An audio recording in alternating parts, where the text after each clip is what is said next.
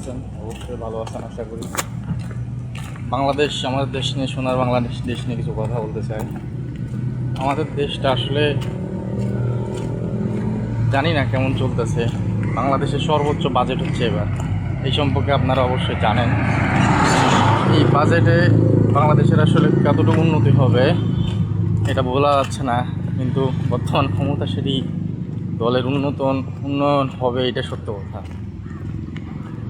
কেন বর্তমান পরিপ্রেক্ষিতে বাংলাদেশের অর্থনৈতিক, আমি যখন প্রথম মালয়েশিয়া এসেছিলাম, এটা হলো শেখ হাসিনার আমলের কথা বলতেছি, খুনি শেখ হাসিনার আমলের কথা বলতেছি। তখন এক রিঙ্গিত সমান ছিল 24 টাকা। এখন বর্তমানে এক রিঙ্গিত সমান প্রায় 32 টাকা।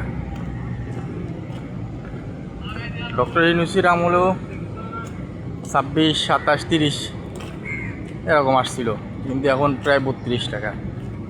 আচ্ছা, বাংলাদেশের মুদ্রার মান কত নিচে নামছে এটা একটু বুঝতে হবে, এবং আমাদের দেশটা কত নিচের দিকে চলে যাচ্ছে এটা বুঝতে হবে।